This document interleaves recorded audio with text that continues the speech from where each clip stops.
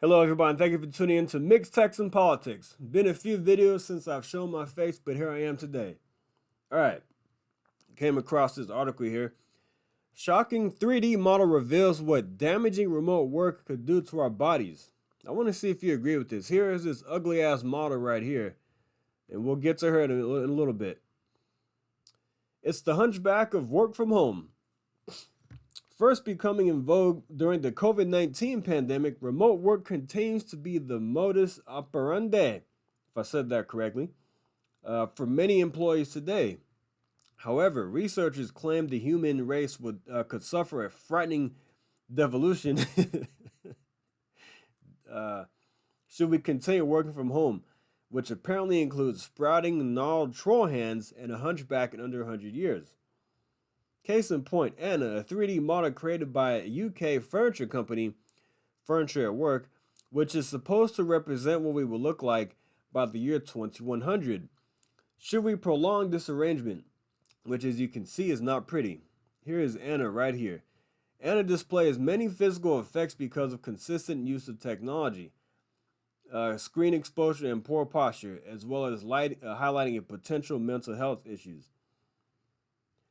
Um, Here we go. Here's Anna right here. Very ugly woman. She looks atrocious. Bags under her eyes. She's fat. She's just not in great shape at all. Hunchback. We'll get to her a little bit more later. The model was concocted as work from home rates continue to soar since the pandemic.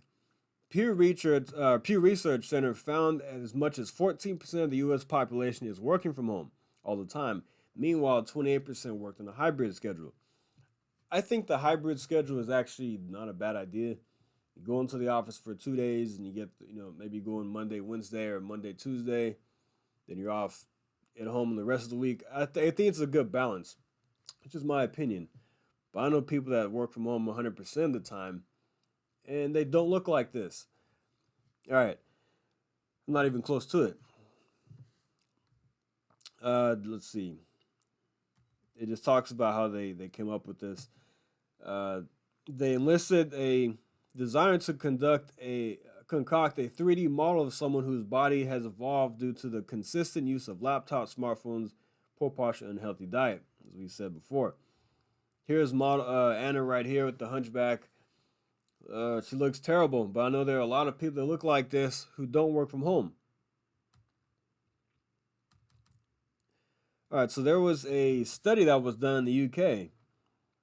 Found that 63.7% had newfound back issues since working from home. Let's check that out. It says 2/3 of young adults have work from home back. A study of 1,000 people, young people from 18 to 29, said that they had back issues. So 63.7%, I'm sorry, had back issues. Let's see. Some said their pain was so bad they couldn't sleep, 24.3%. And about a fifth said they couldn't exercise anymore, 8.3% confessed it stopped them from working, and 6.3% said the aches prevented them from participating in their usual hobbies. Ooh, okay. Now, it says 20% have to work from the sofa or a bed, which I think that's absolutely a bad idea to work from the bed or a sofa. I think definitely plays a factor into some of these issues we're seeing with people.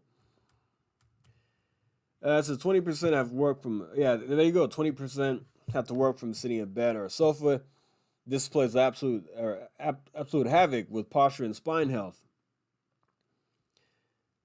20%, only 20% of respondents said they work from a dedicated office space, which was the second most common place to work from home. Working from a kitchen table was the third most common, with 19.6% saying that's where they choose to work.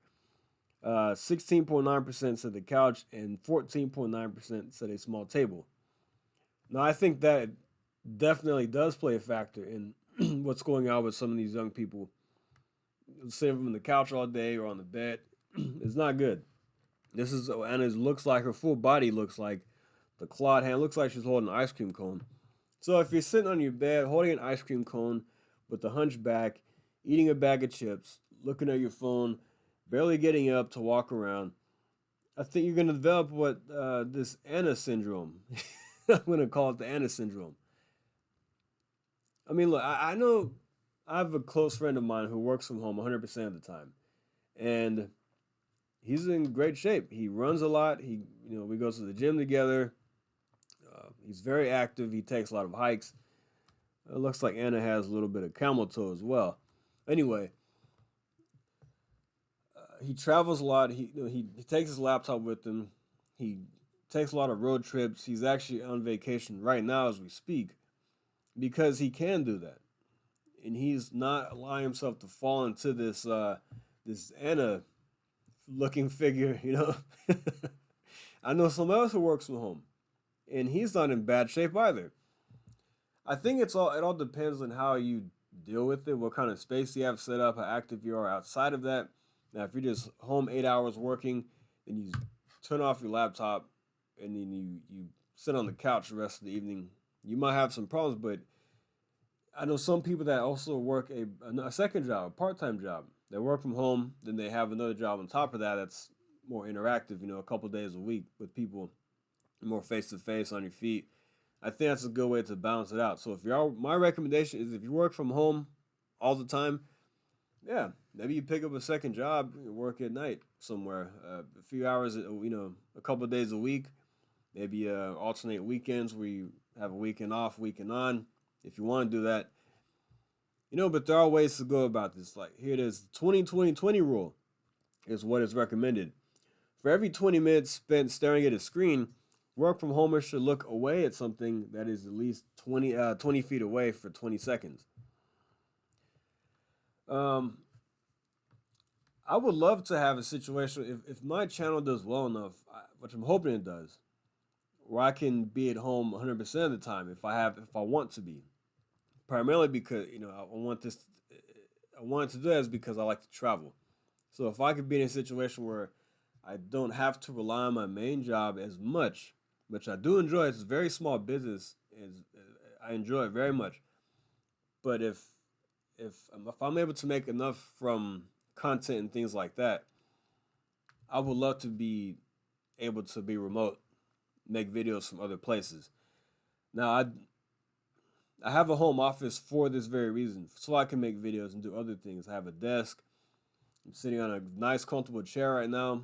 My posture is always good because I don't want to have these back issues.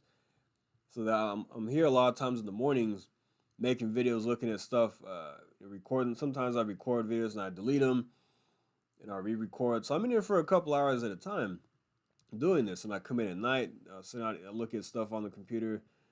But yeah, I would love to have a situation where I can be remote, where I can be self-employed, making YouTube videos. I can travel more and be more flexible. But I'm not going to sit here all day with my back hunched like this, eating chips. You have to be active. But yeah, all right, guys, let me know what you think. What do you think about Anna? Do you think that this is what we're going to look like in the future if people who work from home? Do you work from home? There's a guy in the comments on this article who says he's been working remote for 30 years. And he doesn't have these issues. So I think it's all about how you go about this, how you take care of yourself. And I know a lot of people do like to work from home because they're more flexible. They don't have to sit in the car, their long commute. I think it has its perks. It has its ups and downs. You're not as interactive with people. Some people like that face-to-face interaction. But you can change it. You can also, like I said, get a second job, customer service, a retail store, a bar or something, if you want that interaction with people. Then just get out and take walks, exercise, go to the gym, socialize. There are ways to go about this. So yeah.